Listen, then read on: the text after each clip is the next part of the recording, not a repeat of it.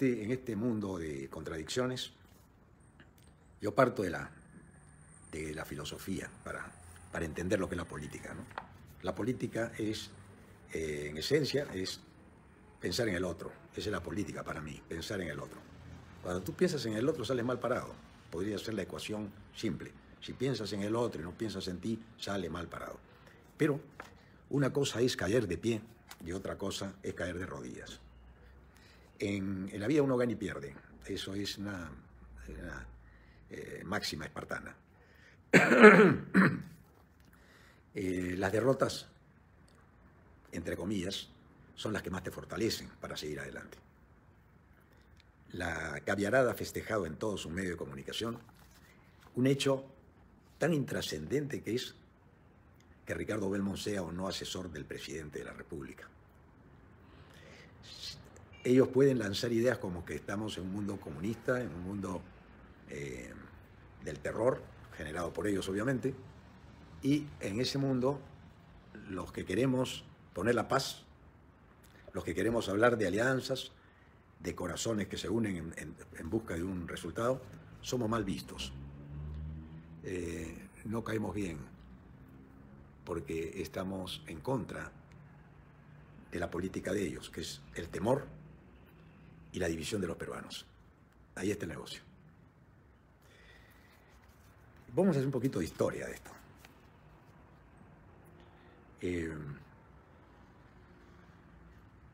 Yo todos los días me comunico con ustedes porque para mí es un placer expresarme en voz alta y hacer público mi pensamiento. Porque de alguna manera hay gente que recoge esto, lo capitaliza y mejora su capacidad de mirar al país. Hay otros que no les gusta cómo miro yo al país, pero yo miro al país desde el ángulo de la gente común y corriente, no del intelectual que desde un lugar le pagan para que escriba y que defienda a veces lo indefendible. Porque el pueblo nunca se equivoca. Al pueblo, incluso engañado, el pueblo tiene un sentimiento y ese es el sentimiento que mueve los cambios que se han dado en la historia de la humanidad. Los cambios en la historia de la humanidad siempre han tenido viento en contra, siempre. Y yo me voy a remontar a una época que viví, que parece para los jóvenes, parece historia antigua, pero es historia contemporánea, porque yo la viví. Eran los años 60 cuando matan a Kennedy. Yo me acuerdo el día que mataron a Kennedy, yo salía del túnel de la Herradura y me enteré por radio, ha matado al presidente de los Estados Unidos. Y me llamó mucho la atención que Kennedy, que fue asesinado en Dallas, en ese noviembre aciago de los años 60, de comienzo de los 60,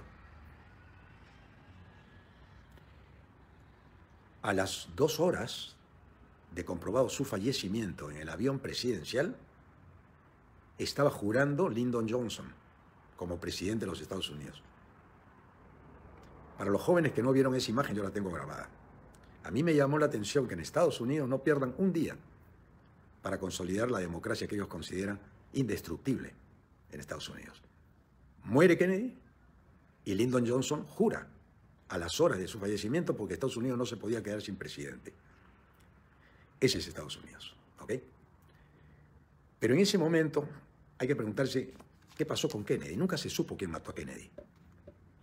Dijeron que era un tal Oswald. Pero los que estudian el tema sabían que Oswald no había disparado. Pero a Oswald lo mata un tal Ruby.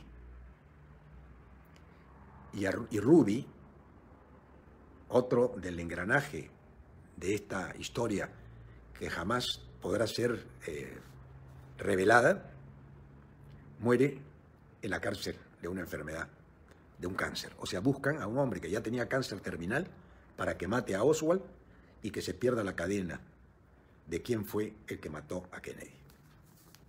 O sea, Oswald supuestamente era el asesino que fue detenido y el asesino que fue detenido fue asesinado por Ruby, que tenía cáncer y moriría en la cárcel. Ahí terminó la historia de Kennedy. 2 años después matan a su hermano. John era el presidente y Bob Kennedy, Robert Kennedy, era el aspirante a presidente. Y matan a Robert Kennedy.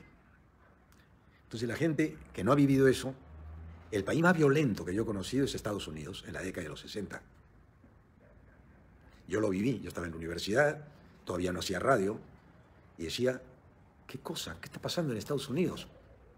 Mataron a Kennedy, mataron a Robert Kennedy, ese mismo año creo que mataron a Martin Luther King, y mataron a Malcolm X. Una matanza en Estados Unidos, década de los 60. Yo tenía 20 y tantos años. Y me preguntaba, Estados Unidos no quiere aceptar que los negros tienen los mismos derechos civiles que los blancos. Yo viví esa etapa de mi vida. En el sur de Estados Unidos, la parte baja de Estados Unidos, la gente de color no podía ir a los baños donde iban los blancos. Entonces, era natural en Estados Unidos, y yo he viajado en los ómnibus con mi mamá de chico, porque la primera vez que viajé a Estados Unidos tenía 9 años, año 1955, y yo me acuerdo que en el ómnibus que me llevaba mi mamá, los negros iban en un sitio y los blancos en el otro, no se les prohibía, y los baños estaban también direccionados para uno o para otra raza. Si tú en los años 60 hubieras dicho que Estados Unidos iba a tener un presidente de color negro, eras un loco, estabas loco, estaba increíble, imposible. Se habían matado a Luther King, habían matado a Malcolm X, a Cassius Clay por no querer ir a la guerra de Vietnam, le destruyeron su carrera boxística, a Muhammad Ali, que se cambiaría de nombre de Cassius Clay a Muhammad Ali. Todo eso lo he vivido yo. O sea, yo cuando te cuento la historia contemporánea, es la historia que yo viví y que yo te la puedo contar, con imprecisiones de fecha, días, horas, porque más que todo me interesa el concepto. Estados Unidos no pudo parar aquella ola de hombres decididos y mujeres decididas a cambiar la historia de Estados Unidos. Pasan los años y es elegido el primer presidente negro de la historia americana, norteamericana. ¿No es cierto? Barack Obama. La primera dama es una mujer también morena, de color, negro, negra, de raza negra. Y ya nadie se sorprende. Estados Unidos había cambiado 180 grados. Había dado una vuelta total a su pensamiento. Pero para eso tuvo que morir Kennedy, morir el otro Kennedy, destruir al tercer Kennedy, que fue Ted Kennedy, a quien le montaron un accidente. La historia tampoco revela claramente cómo fue ese accidente, donde muere una persona que iba con Kennedy, con Ted Kennedy, y a Ted Kennedy le están dando un aviso: retírate, no participe jamás a la presidencia del país, porque también vamos por ti, a Ted Kennedy. Eran los que querían hacer el cambio en Estados Unidos. O sea, murieron los dos Kennedy y el tercero fue amenazado de muerte para que nunca se presentara. Como te digo, esa historia la viví y me parecía ya normal que en Estados Unidos mataran gente y mataran a los morenos. Y fue en Alabama, donde es el último bastión de la batalla por los derechos civiles, que lidera una mujer. Esta mujer lidera el movimiento. ¿Y saben cómo triunfan ellos? Les prohíben subirse a los ómnibus. Entonces deciden caminar y nunca más tomar un ómnibus. Y así las empresas entran en crisis y ganan por la gran marcha que organizó una mujer morena que pasó a la historia, cuyo nombre me lo pueden googlear ahorita y me lo pasan. Porque yo estos comentarios los hago no tanto basándome en las personas, sino en los hechos que ocurren con las personas. Las personas pasamos, pero los hechos marcan la historia. No me voy a remontar a la Revolución Francesa, que le hemos leído, ¿no? ¿Por qué es irte al siglo XVIII? No, yo te hablo del siglo XX, el que yo viví como escolar, como universitario y mis años de juventud. Comencé a narrar la historia a partir de la radio en el año 73, que comienzo a hacer Hable el Pueblo. Ya voy a cumplir 50 años de comunicador. O sea, para mí comunicar es un deber. y un derecho. Pero más que todo es un deber de decir las cosas que pienso. Porque las cosas que pienso, Rosa Parks, muchísimas gracias. La gente que me sigue me ayuda mucho a terminar un ejercicio de análisis, porque ustedes van aportando en el Rosa Parks. Muchas gracias. Rosa Parks pasó a la historia como la mujer que cambia a los Estados Unidos. Y hoy día la vicepresidenta también es una mujer de color. Los cambios se produjeron con los indeseables para los Ku Klux Klan, que eran los racistas norteamericanos que dominaban a través del terror encapuchados, matando a todo el que quería defender en las cortes los derechos de los negros. Los abogados no se atrevían a defenderlos. ¿Ok? Si analizamos esto, los negros solamente podían ser artistas, pero no comer en el restaurante donde cantaban. Nunca entrar por la puerta principal, sino por la falsa. Y los negros podían ser deportistas. Artistas y deportistas. Miren qué importante el arte y el deporte, ¿eh?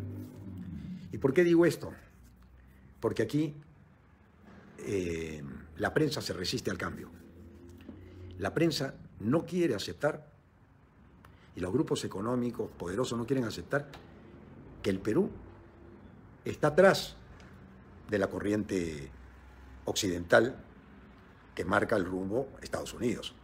Los Estados Unidos fue hace 55 años, 56, 60, y después de 60 años ocurre un fenómeno en el Perú político parecido al que ocurrió con la lucha por los derechos civiles en Estados Unidos.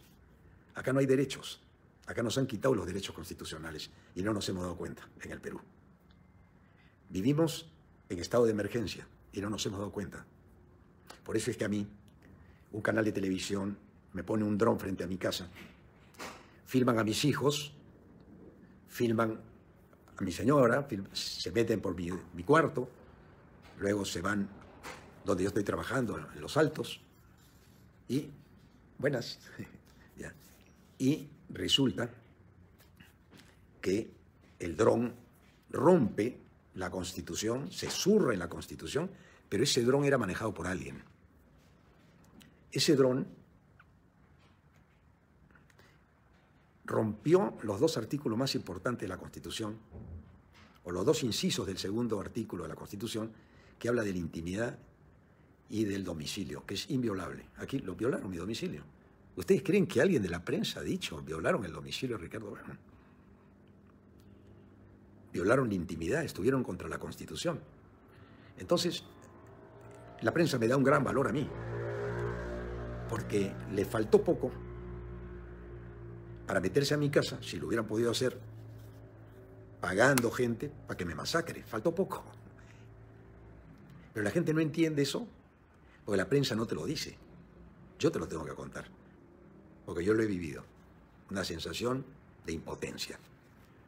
Pero no por mí, porque yo me puedo defender, sino lo que hicieron, porque tuvieron la desfachatez y la poca ética y moral de pasarlo en el programa más visto de la televisión peruana, en Cuarto Poder. He presentado una demanda al Ministerio de Transportes para que tome acciones por lo que han hecho contra mi familia. Amenazada, porque ese día hubo llamadas telefónicas a mi mujer, a mi celular, a mi casa, amenazándome y amedrentándome. Ellos, intentando amedrentarme mejor. Y lo único que han hecho es permitirme aclarar por esta vía que el miedo que le tienen a los cambios es de ellos. El miedo ha sido trasladado a ellos. Nosotros no le tenemos miedo, porque yo conozco la historia y conozco los cambios de la historia. Y leo filosofía y leo todo lo que la prensa inventa a coro para romperle el cerebro a la gente. Y justo encuentro un pensamiento muy bueno del Tao.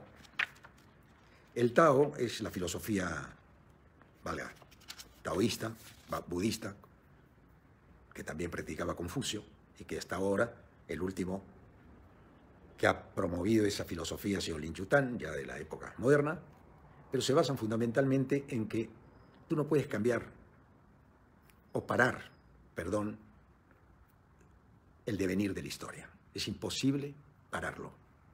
Y eso es lo que yo te narro. Yo no quiero un puesto para mí. Han volteado toda la figura a la vuelta de la tuerca. Le han dado vuelta a la tuerca. ¿Por qué? Porque toqué al poder gay y toqué al poder económico y toqué al poder mediático y toqué al poder...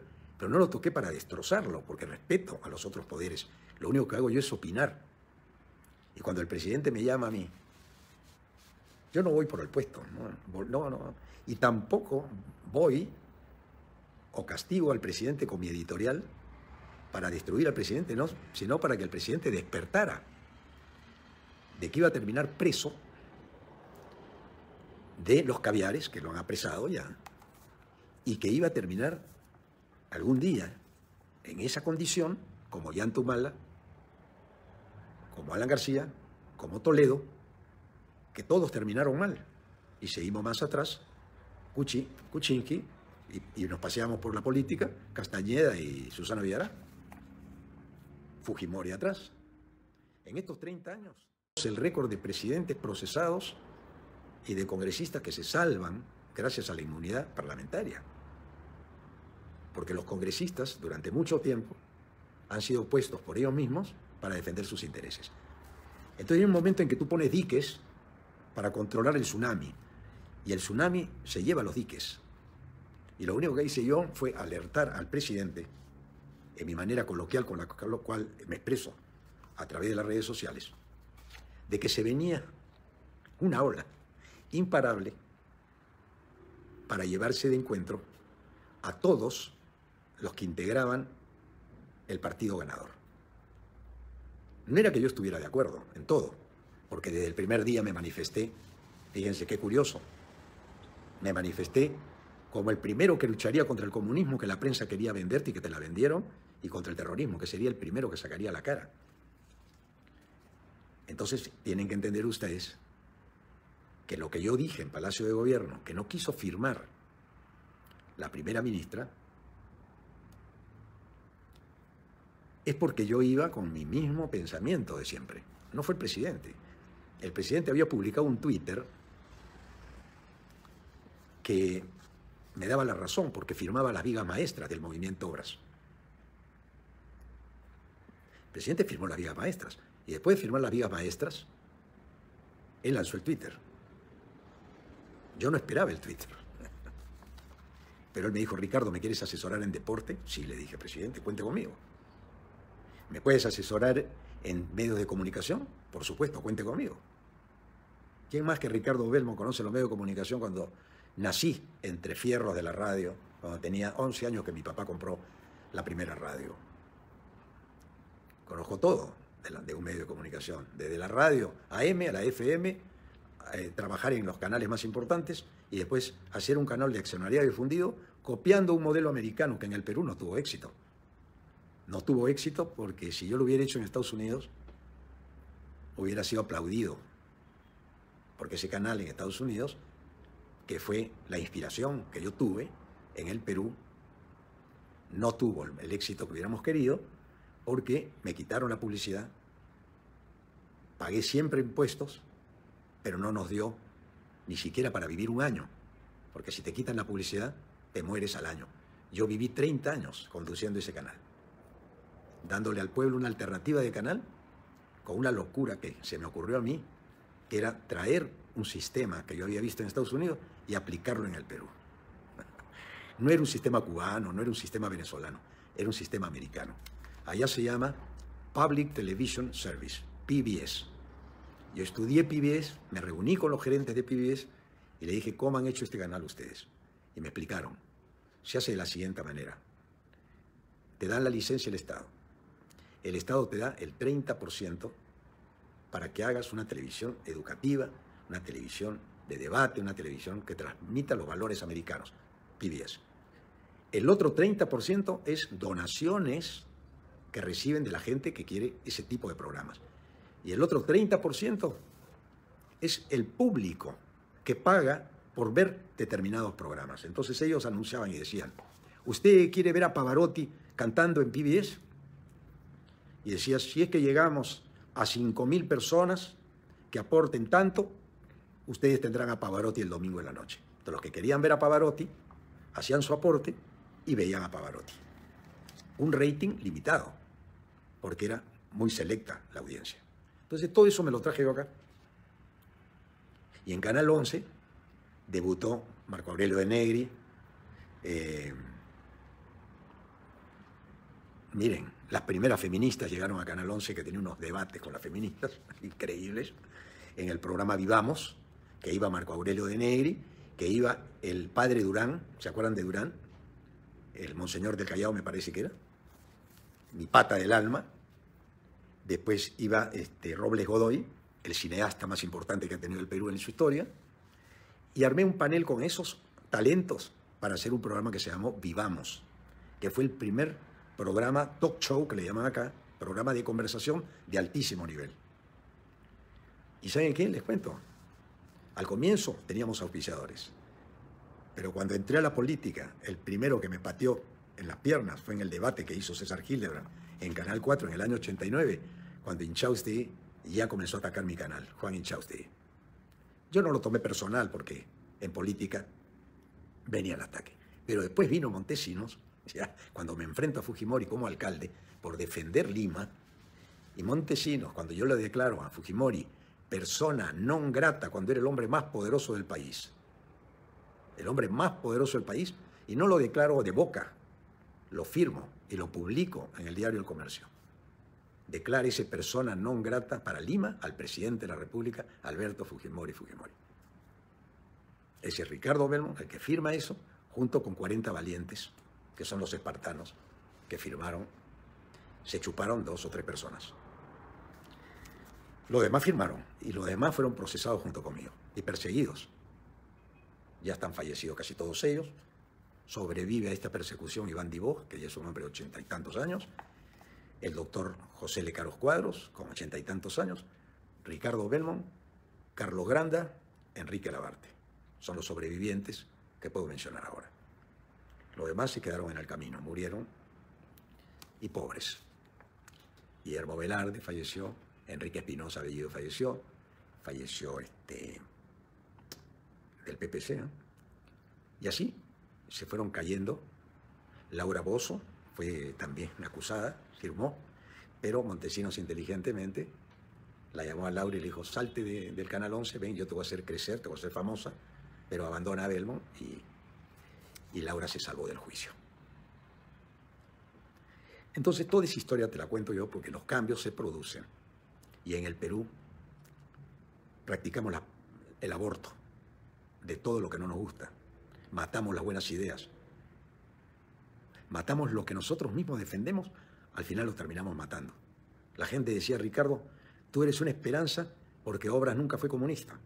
Obras siempre piensa en el ser humano en función de que la obra más importante es el ser humano, porque el ser humano motivado, entusiasta, alegre y positivo, hace obras con poca plata como hicimos nosotros, sin estado de emergencia, con garantías constitucionales. Entonces, de alguna manera, los caviares no han querido que el gobierno tuviera un contrapeso en el ataque frontal que le habían hecho acusándolo de terroristas y de comunistas. Porque ya con Belmont,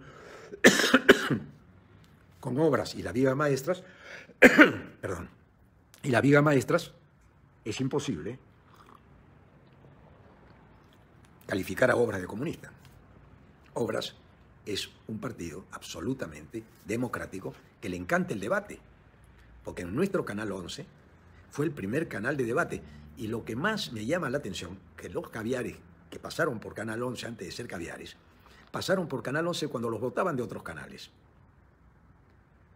Y Canal 11 recibía a la gente desempleada, que habían tenido una posición valiente frente al fujimorismo, y ¿a dónde recalaban? En Canal 11. En Canal 11 volvían a vivir con el oxígeno que les daba Canal 11, y cuando ya habían revivido, el gobierno fujimorista decía, vuélvanlos a llamar, porque Canal 11 está creciendo. Y lo que vamos a hacer con Canal 11 es quitarle la publicidad. Y para aquellas personas que no entienden esto, se lo voy a poner de otra manera. Si nosotros quisiéramos quebrar Plaza Vea, O WOM, simplemente pones una barricada y no dejas entrar a los compradores. Y WOM quiebra. Y quiebra Plaza Vea. Los canales limpios vivíamos solamente de la publicidad. Y si te quitan la publicidad, te queda otro camino, venderte de rodillas a Montesinos y Fujimori, cosa que no hicimos. Y pagamos nuestros impuestos, mientras a los otros canales les condonaban las deudas y además le daban 300 millones todos los años. Este es como un corredor de 100 metros planos que le amarras un tractor a la espalda para que corra la misma carrera. Obviamente pierde la carrera. A mí me amarraron un tractor para que lo jale toda mi vida. Me fortalecieron el espíritu y me lesionaron mucho el cuerpo, pero el alma no. El alma la tengo intacta. Porque tengo la capacidad para expresarme todavía dentro de mis principios, porque no puedo reconocer o desconocer, perdón, la historia. Que la historia muta, cambia, aunque la prensa te diga que no ha cambiado. La prensa te puede decir una mentira 1000 veces para que se convierta en verdad. Ese es un axioma ya histórico de Goebbels, el asesor de Hitler. Miente, miente, y la mentira se convierte en verdad. 1000 veces nada más necesita mentir para posicionar una mentira y convertirla en verdad. A mí no la dijeron 1000 veces, a mí no me dijeron 30 años. Pero lo grande de este pueblo, que el pueblo nunca se equivoca, que el pueblo todavía me abraza en la calle. Y nadie le tira piedras a un árbol que no tiene frutos. Y la cantidad de piedras que me han tirado a mí esta semana me han dado la convicción y la certeza de que el árbol frondoso de obras está lleno de frutos. Y como íbamos a alimentar al gobierno de ideas positivas para que tuviera éxito, ellos, que son los que quieren el fracaso del gobierno, no permitían que Ricardo Belmont llevara el programa deportivo, que lo tengo desarrollado en la época municipal, el programa de salud, que lo apliqué en la Municipalidad de Lima, y el programa de medios de comunicación, que ha sido mi bastión de batalla toda la vida para que el menor y nuestros menores que ya crecieron y que los lesionó la prensa y los lesionó la televisión basura, dejen de ser lesionados a partir de ahora, para que dentro de 20 años ese niño que está naciendo hoy sea un niño que sea niño o que sea niña desde el día que nace hasta el día que muere. Me he enfrentado a los que quieren terminar con los niños y con las niñas y dejarlos a su libre albedrío con la influencia de los caviares para que pierdan la noción de su propia identidad, que desde tiempos históricos se llama el yin y el yang, desde la época del Tao, del pensamiento filosófico del taoísmo o el budismo, que más tarde lo han aplicado los filósofos chinos, que son los más acertados. Por eso es que China hoy es una potencia, porque tiene una filosofía. El alma está por encima del cuerpo. ¿Me entienden? El cuerpo se envejece. Por eso es que hay viejos que se hacen la cirugía plástica, perdón, señoras también, y feas que se cambian la cara para ser bonitas, pero no hay cirugía para el alma. Hay mujeres que se quitan hombres que se quitan los genitales para volverse mujeres, pero en el fondo siguen siendo hombres, sin genitales, pero siguen siendo... Entonces, al contar yo estas historias de vida, del Tao y del Yin y el Yang, es porque el Yin y el Yang es masculino y femenino, que son los complementos para una vida en sociedad y que el mundo siga creciendo en familia. Estos cuando se tiraron contra la familia, se tiraron contra todos los que teníamos un pensamiento crítico, se unieron para ellos criticarnos a nosotros, los que defendemos la familia, pero nosotros no podíamos defendernos de ellos, que habían invadido la televisión, la prensa escrita, las radios, los programas de sintonía mayor, donde siempre estaba la promoción de la homosexualidad como una herramienta poderosa para envilecer, confundir, destruir la familia peruana.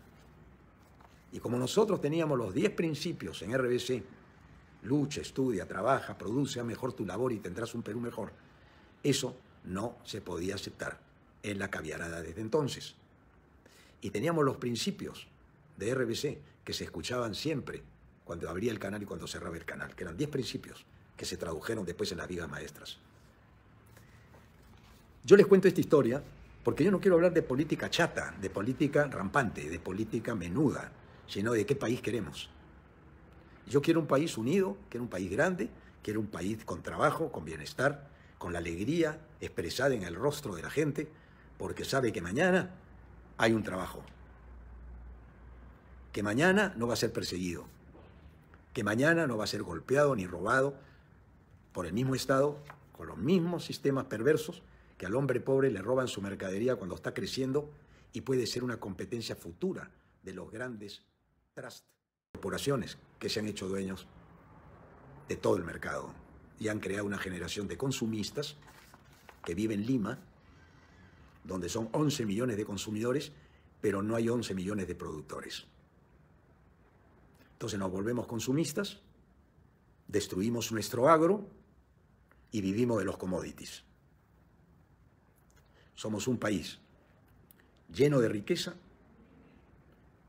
con pobres que no deberíamos tener. Esa es mi teoría. Pero lo malo de esta filosofía caviar es que no solamente es la pobreza económica que se resuelve, sino la pobreza del alma, la pobreza del espíritu. Y acá hay una frase que la quiero leer para la gente confundida, que no la dice Ricardo Belmont. Este es un pensamiento milenario, tiene 600 años antes de Cristo.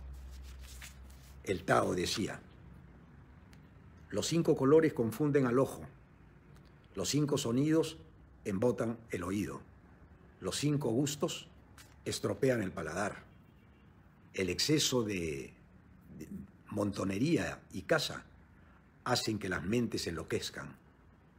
Los productos que son difíciles de conseguir impiden los movimientos de su dueño. Por tanto, el sabio no considera el vientre como el ojo. Verdaderamente, él rechaza eso, pero toma esto. Es muy profundo las últimas 3 líneas. Quédense con las primeras. Los 5 colores confunden al ojo. ¿Qué quiere decir eso? Que 5 opiniones leídas distintas te quitan el raciocinio. 2, los 5 sonidos embotan el oído. Yo que soy músico frustrado y que me gusta la percusión, cuando hay una disonancia, la orquesta se detiene, porque basta que una disonancia se mantenga en una cuarteta o en una octava en el ritmo, automáticamente se rompe la unidad de la orquesta y se cae la música, se pierde el ritmo y la armonía se convierte en bulla. Eso es lo que hay hoy día en el Perú. En el país hay bulla, no hay armonía. Entonces la gente que me sigue, espere este comentario, porque usted después de escuchar este comentario entiende lo que le estoy diciendo, de que una cosa es la bulla y otra cosa es la armonía. Una cosa es el consenso del debate de las ideas distintas para encontrar un vaso comunicante y buscar lo que nos une y no las antinomias que nos dividen. Y la prensa vive de las antinomias. Tú contra mí, yo contra ti. Ahí estamos bien, mientras ellos nos dicen, usted dedíquese a consumir, no a pensar. El exceso confunde las mentes y hace que las mentes se enloquezcan. Eso es lo que le ha pasado al Perú, lo dice el Tao. Acuérdense ustedes del yin y el yang. El yin femenino, el yang masculino. Es el complemento perfecto.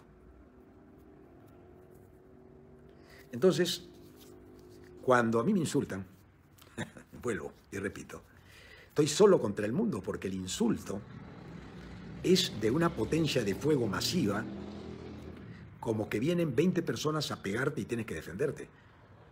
Los que hemos practicado deporte sabemos lo que es pelear 1 contra 1 en un ring de box. O los que hemos jugado fútbol sabemos lo que es un 11 contra 11.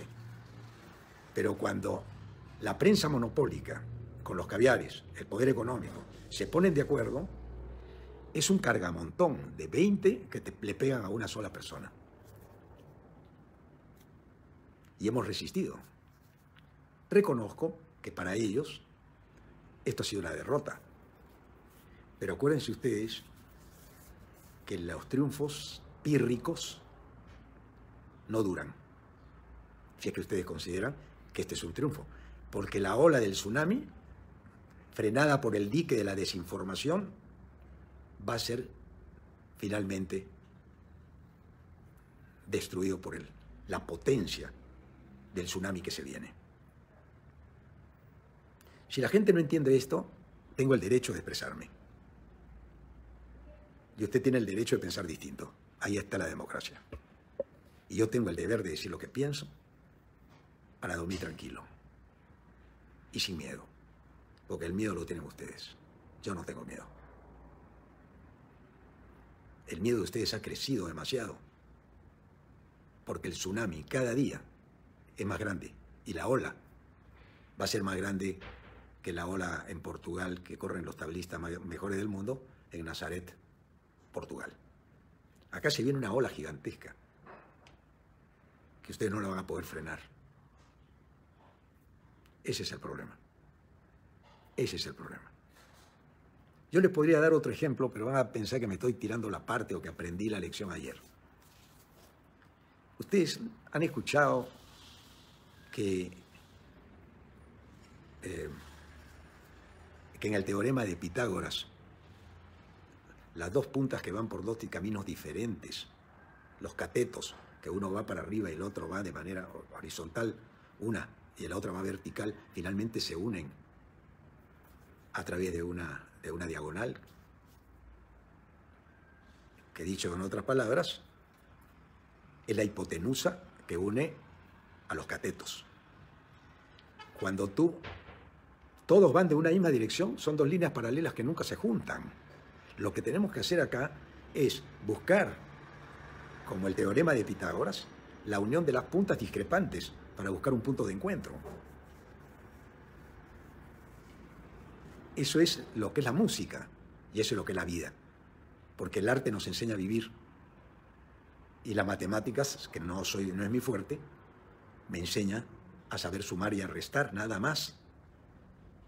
Que en la vida hay que sumar y no hay que restar. Acá le hemos restado ánimo, energía al país con la pandemia. Hemos destrozado la economía del país. Hemos restado su capacidad adquisitiva del pueblo. Hemos restado las posibilidades de trabajo. Hemos restado las posibilidades de producción. Hemos restado las posibilidades de encontrar un trabajo digno, bien remunerado para vivir en bienestar. ¿Y quién lo ha hecho eso? Los que tenían el poder. No fue el pueblo. El pueblo se molesta, impide el abuso y no puede contra el abuso. El abuso es muy grande, porque es como una especie de tanques que van a pasar por encima tuyo, o de elefantes, o de búfalos, lo que quieras. Es una manada de mercenarios la que viene por ti. Entonces yo termino con casi 4.000 personas que me están viendo en vivo, que si no buscamos la armonía ahora y el presidente no se pone las pilas, voy a repetir las palabras que dije siempre. Si se las dije antes y se las he dicho en su cara y él me escucha y lo considero una buena persona, porque cuando yo lo critiqué y dije que podía terminar preso o fugado y rico del país, es porque eso le ocurrió a los demás. Les dijeron con la hoja de ruta, sino que han volteado mis palabras, mira, si tú firmas la hoja de ruta, sales rico. Ollanta y Nadine salieron ricos. Entraron pobres y salieron ricos. Negociaron con Odebrecht. Se lo dijeron a Toledo. Toledo se resistió a firmar la hoja de ruta, porque yo estaba con él, apoyándolo en Canal 7, cuando le daban 2% a Toledo y lo iban a vacar. Toledo no resistió por su problema del alcohol y otros elementos que usaba, y le entregó de pies y manos el Canal 4 al grupo monopólico del comercio y a la República, que se repartieron la propiedad. Toledo firmó la hoja de ruta y Toledo pudo irse del país robándole al país y traicionando a sus electores.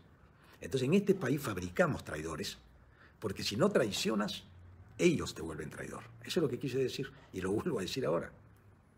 Ellos lo que quieren es que Castillo traicione a sus electores. Una vez traicionados los electores, a Castillo lo abandonan sus electores y Castillo, ante no tener ya a quién acudir, porque ya perdió sus huestes, ya perdió su ejército, cae en manos del ejército enemigo que lo domina finalmente y lo doblega, que es el objetivo que ellos tenían. Por eso es que yo les agradezco que mi presencia me haya puesto en boca de todo el mundo, sin querer, porque en verdad,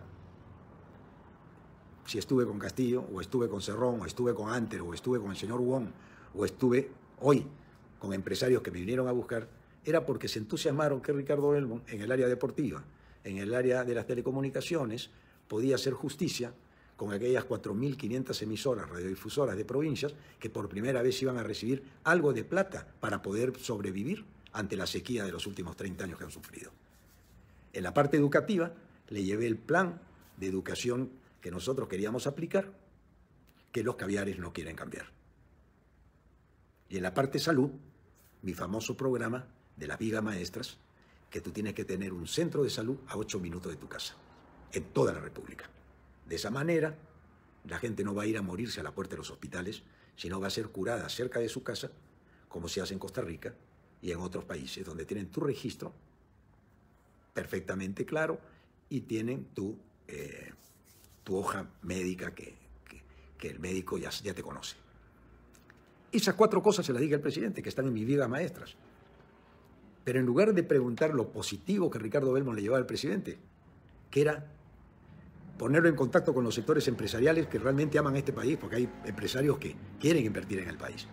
Ponerlo en acción rápido con el Comité Olímpico Peruano e Internacional para comenzar a trabajar a 10 años para tener una respuesta deportiva que satisfaga realmente la esperanza de un joven, de saber que vive en un país ganador y no en un país perdedor. Y eso fue lo que yo le llevé al presidente. Y el presidente se entusiasmó y me dijo, Ricardo, dame una mano. Y yo le dije, con una condición ad honorem, que me desmientan los señores que me han atendido en Palacio. Cuando les dije que mi resolución, si hay una resolución, que sería bueno que la pongan igual que lo que hicieron con el señor Modesto Montoya, que nadie lo criticó a Modesto Montoya. Modesto Montoya, nadie lo tocó. Ni siquiera sabe la gente que el señor Modesto Montoya, que es una personalidad, esté asesorando al Ministerio de Cultura para el tema del tecnológico, etc. Pero Ricardo Belmont parecía que había llegado el asesino más grande de este país. Lo que me han dado la enorme satisfacción de haberme combatido.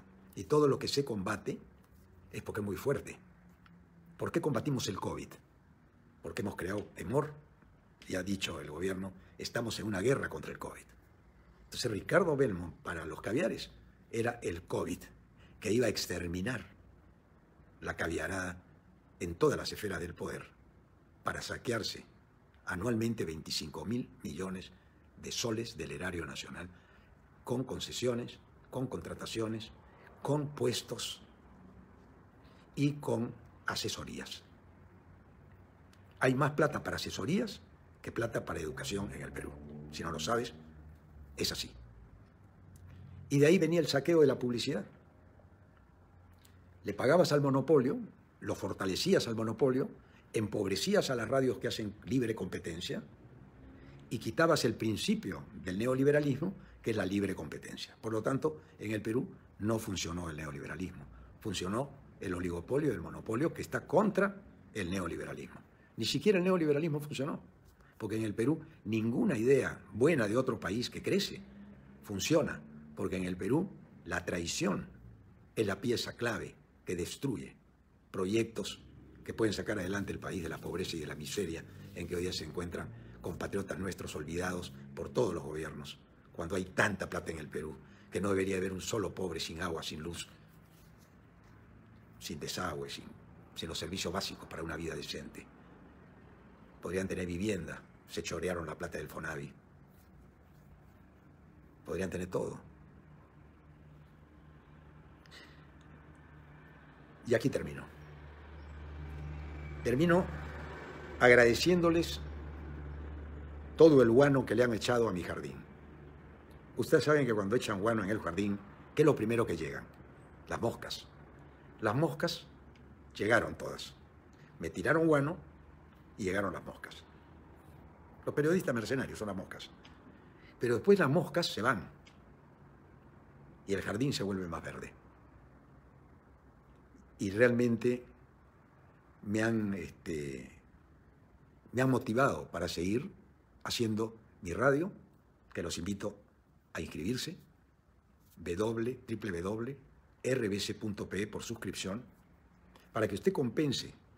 Si usted está suscrito a la basura de los medios de comunicación, si está suscrito a periódicos y revistas que le venden el mismo libreto, pero de manera solapa, usted va a tener una radio para escuchar este mensaje, pero al 100%. Yo aquí estoy al 30% nada más. Porque el Facebook te prohíbe hay una serie de restricciones y castigos para no poderte hacer un programa como lo hice siempre en mi propia emisora, cuando así hablé el pueblo, cuando las palabras no eran castigadas. Hoy día son castigadas las palabras. ¿Qué culpa tienen las palabras de ser castigadas? ¿Han visto ustedes que el diccionario ha variado ya? Las palabras han sido castigadas en la democracia de hoy.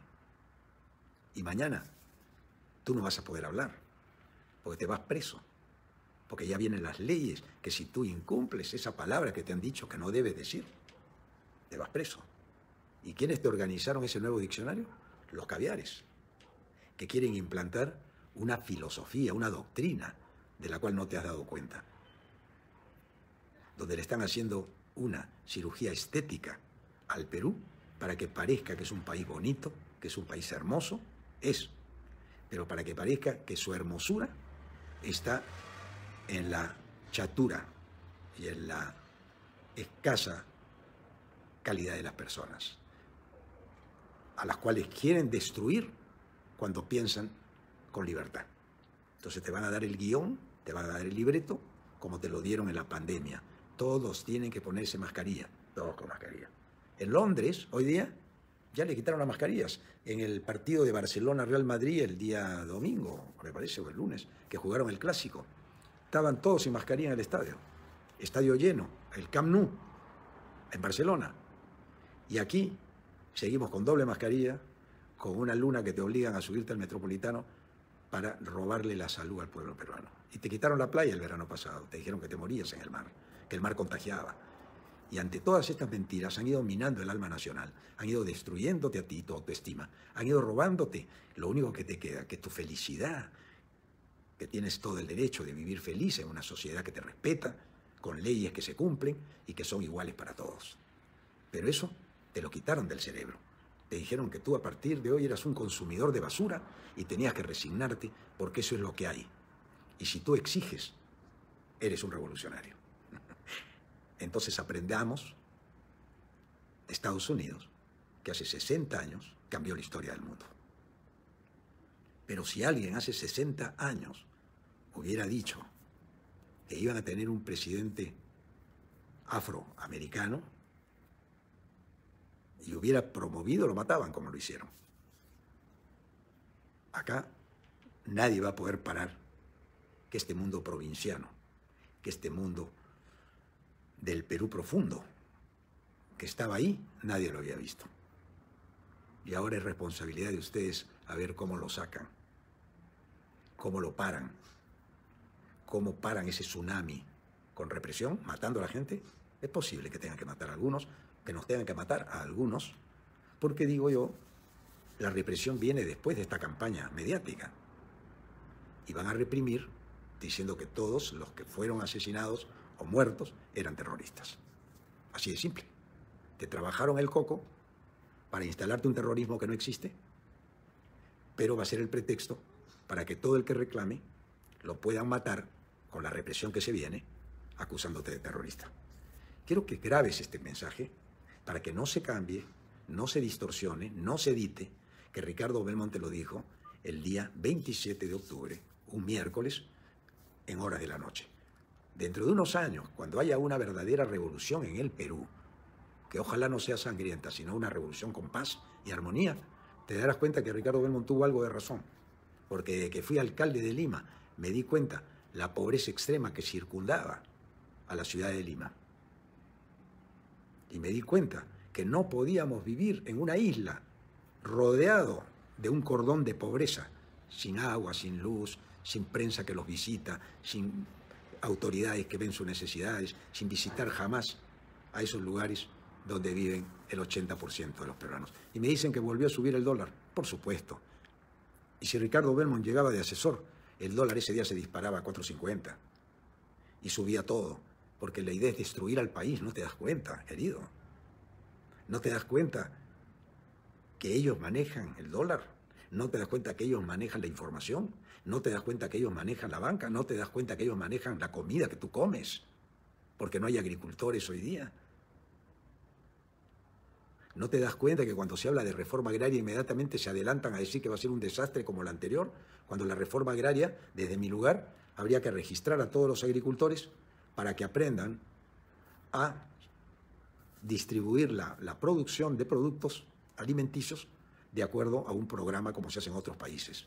Vamos a programar tanto de paltas, tanto de zanahoria, tanto, pero para que no se quede la comida que sobra y el agricultor pierde plata. Una planificación productiva de alimentos, que tenemos la ventaja de ser el país más rico para producir alimentos de todo tipo que se están exportando en detrimento de la salud de los peruanos, cuando podría ser el alimento básico aquí, en la mesa de nuestros niños anémicos que tenemos.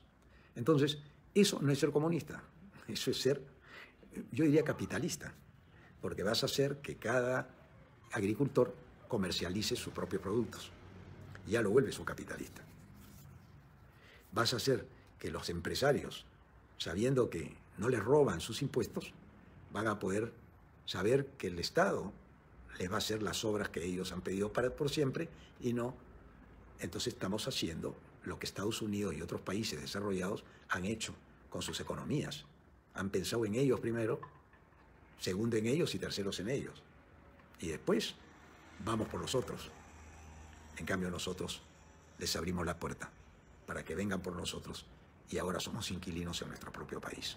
Si te gustó este mensaje, compártelo, porque este es un mensaje que reitera lo que dije siempre. Si el presidente firma la hoja de ruta, será otro Ollanta Humala, otro gobierno aprista que firmó, otro Toledo que lo hicieron firmar al final y que hoy día están protegidos. Y uno, lamentablemente, fallecido. Kuczynski preso, Fujimori preso. Miren el ejemplo para nuestros hijos.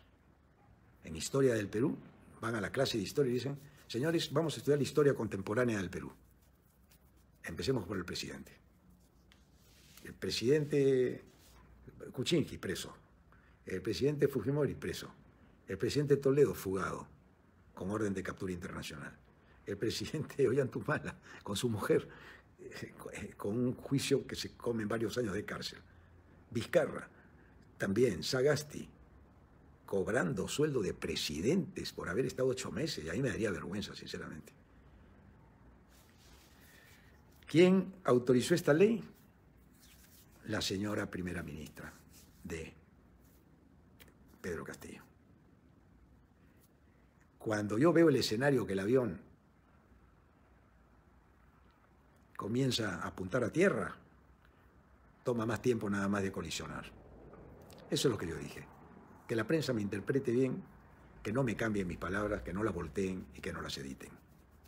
Que no toquen a mi mujer, que no soy de ninguna manera un misógino, porque adoro a la mujer. La belleza y el amor que yo tuve de las mujeres que conocí, y de mi madre en especial, me hace venerar a la mujer. O sea que lo de misógino no. Lo de machista puede ser, lo de machista sí, porque seguramente en algún momento me he excedido haciendo bromas sobre lo que somos los hombres. Soy chapado a la antigua, nací en un hogar que no estaba acostumbrado a estas cositas, y puede ser que machista sí también. Xenófobo tampoco, porque tengo amigos de todos los países. Y este programa, aunque no lo crean, en la radio está teniendo más sintonía y más suscriptores que los que me ven diariamente aquí, en vivo, en Facebook. Ya la gente se volcó a la radio para escucharme a las 11 de la mañana, donde con toda libertad te cuento la historia de la música, la historia del boxeo, la historia de la República desde la época en que yo la viví intensamente, y te cuento anécdotas que no las puedo contar por acá, porque si las cuento por acá me van a acusar de todo lo que la prensa pretende destruir.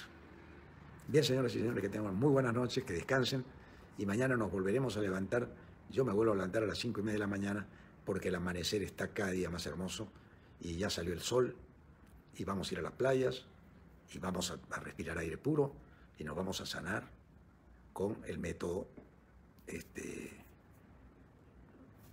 la naturaleza, porque la naturaleza está su gran poder sobre nosotros y tenemos que ir a la naturaleza y no combatir la naturaleza. Bueno, muy buenas noches, muchas gracias. Y recuerden lo que es la ataraxia, palabra de la noche, ataraxia, anótenla, googleen y miren lo que es ataraxia. Eso es lo que hay que buscar, la tranquilidad. ¿Ok?